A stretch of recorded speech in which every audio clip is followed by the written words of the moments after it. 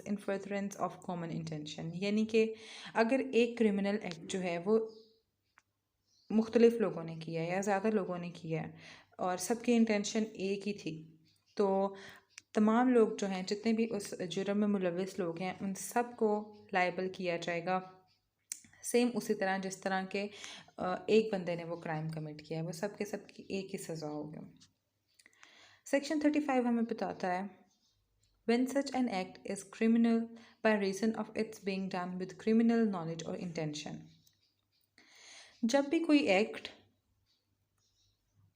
Criminal हो, मतलब जब भी कोई क्रिमिनल एक्ट होता है और उसको क्रिमिनल नॉलेज या इंटेंशन से किया जाता है और उसको ज़्यादा पर्सन कमिट करते हैं, और जितने भी लोग उसको कमिट करते हैं यानी उस एक्ट को करते हैं, क्रिमिनल एक्ट को, और उन सब की नीयत यही होती है कि वो इसको इसलिए कर रहे हैं क्योंकि उनकी नीयत ही ये है कि वो क्रिमिनल एक्ट डन कर रहे हैं और उनके नॉलेज में ये बात है कि वो एक गलत काम कर रहे हैं या एक गलत एक्ट परफॉर्म कर रहे हैं, तो उसको उन तमाम लोगों को सेम सजाएं दी जाएगी जैसे कि एक इंसान के नॉलेज और इंटेंशन की उसको दी जाती है। अब सेक्शन 36 हमें बताता है effect cause partly bye act and partly bye omission.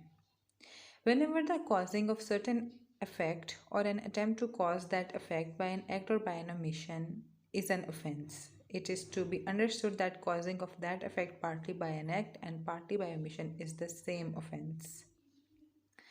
यानी कि कहते हैं कि जब कोई किसी चीज़ पे कोई अफेक्ट होता है और या उस चीज़ पे अफेक्ट करने की कोशिश की जाती है या एक्ट करने से या उस एक्ट को ना करने से, तो वो ऑफेंस ही कहलाता है।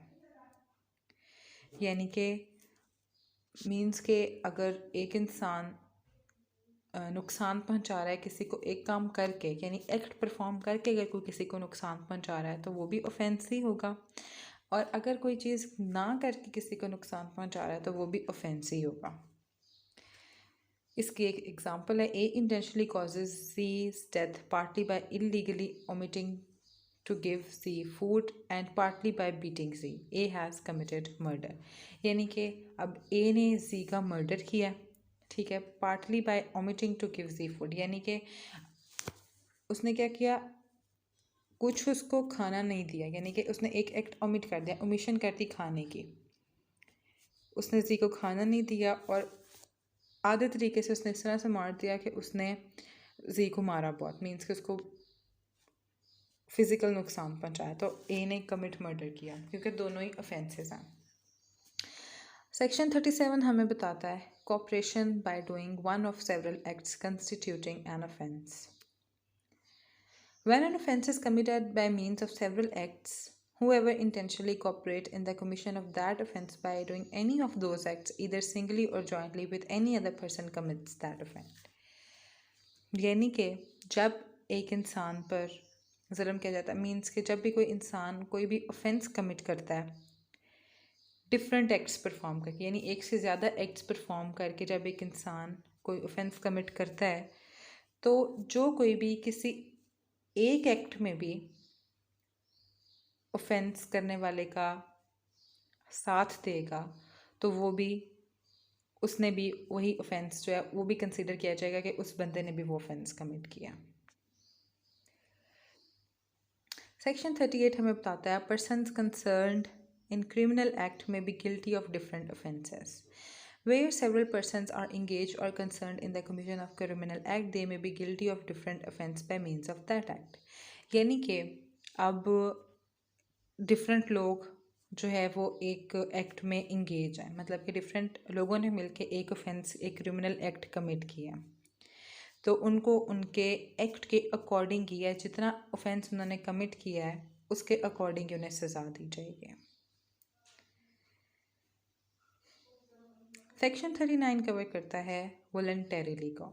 A person is said to cause an effect voluntarily when he causes it by means whereby he intended to cause it or by means which at the time of employing those means he knew or had reasons to believe to be likely to cause it। यानी कि voluntarily क्या किसको कहते हैं, यानी कि जब एक पर्सन इस बात की नीयत करता है कि मैंने ये काम करना है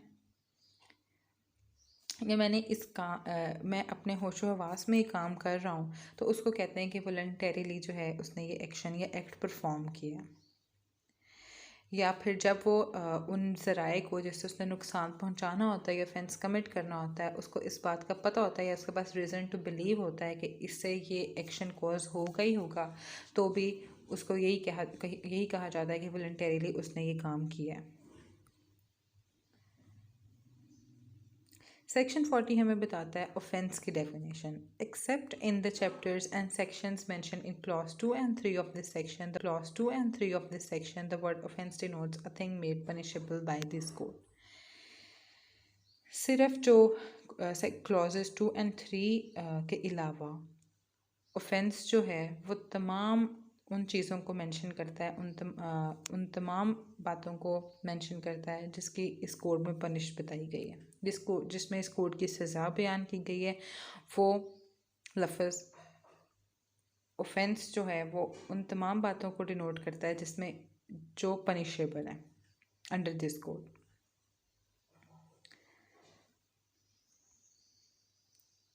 इन chapter 4, chapter 5A and in the following sections, namely ये सेक्शंस हैं, आप नोट कर सकते हैं। The word offence denotes a thing punishable under this code और अंडर एनी स्पेशल और local law hereinafter defined. यानी कि इन सेक्शन और इन कोड्स के अकॉर्डिंग ऑफेंस जो कि इस कोड के अंदर पनिशेबल है, वो तमाम चीज़ें जो इस कोड के अंदर पनिशेबल हैं वो तमाम ऑफेंसेस कहलाते हैं।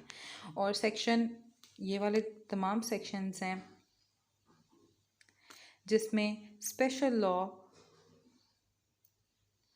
और लोकल लॉ के under imprisonment for term 6 months और अपवर्ड, वेदर विद और विदाउट फाइन जो है वो ऑफेंस कहलाते हैं।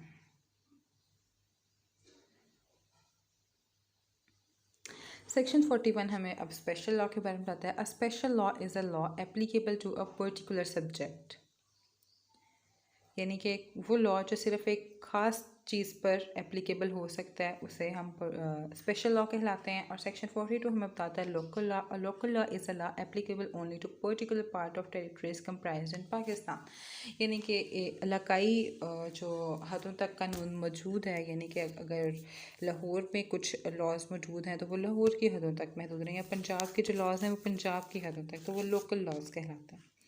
अब इलीगल क्या है पाकिस्तान पिनल कोड की नज़र में? Legally bound to do.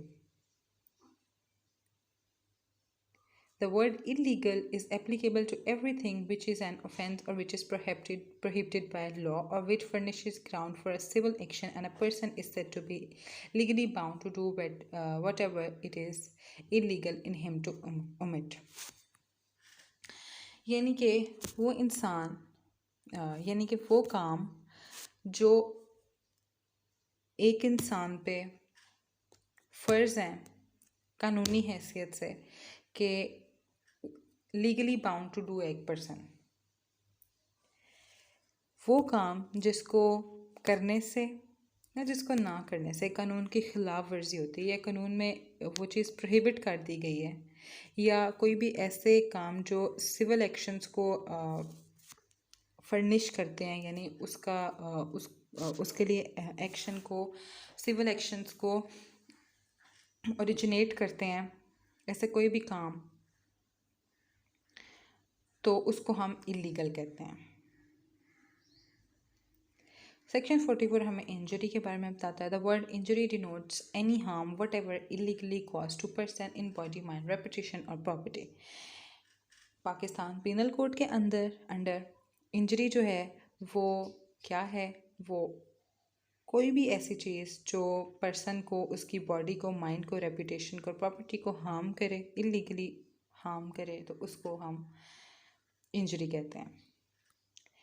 Section 45 हमें लाइफ की डेफिनेशन बताता है। The word life denotes the life of human being unless the contrary appears from the context, यानी कि ज़िंदगी की डेफिनेशन, लाइफ की डेफिनेशन क्या है? इंसान की लाइफ। 46 हमें बताता है death. The word death denotes the death of human being.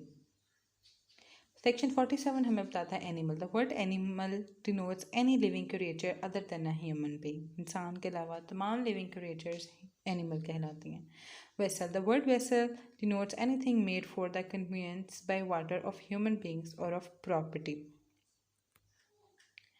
यानी कि ऐसी कोई भी चीज़ जो पानी की कन्वीनियंस के लिए बनाई गई हो उसे वेसल कहते हैं, चाहे वो इंसानों के लिए बनाई गई हो या किसी भी ज़मीन के लिए बनाई गई हो।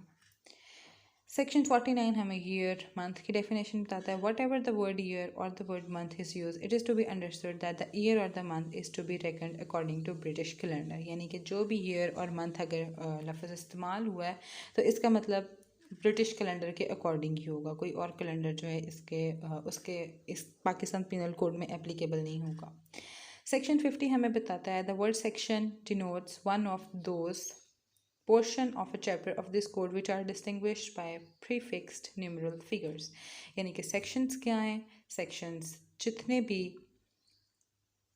numeral figures हैं यानी 1 2 3 उनसे अगर कोई बात डिस्टिंग्विश की गई यानी सेक्शन 1 में कुछ और बताया गया है, नंबर 2 में कुछ और, 3 में कुछ और, तो ये जितने भी न्यूमेरिकल फिगर से पॉइंट्स को डिस्टिंग्विश किया गया है ये सेक्शंस कहलाते हैं। सेक्शन 51 जो है oath. The word oath includes a solemn affirmation substituted by law for an oath and any declaration required or authorized by law to be made before a public servant or to be used for the purpose of proof whether in court of justice or not। यानी कि इस चीज़ का सोलम affirmation करना, वादा करना आप कह लें, या किसी चीज़ का ओथ लेना क्या कहलाता है कि ये एक सोलम अफर्मेशन होती है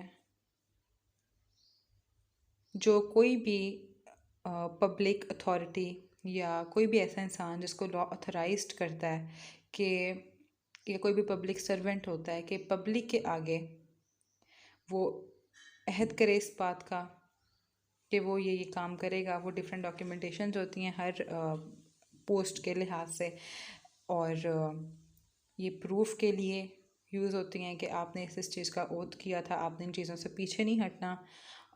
और या फिर ये कोर्ट ऑफ जस्टिस में होती है या फिर ये कोई भी स्पेशल प्लेस होती है जहाँ पे ओथ लिया जाता है किसी भी पोस्ट का।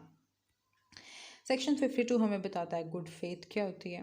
Nothing is said to be done or believed in good faith which is done or believed without due care and attention.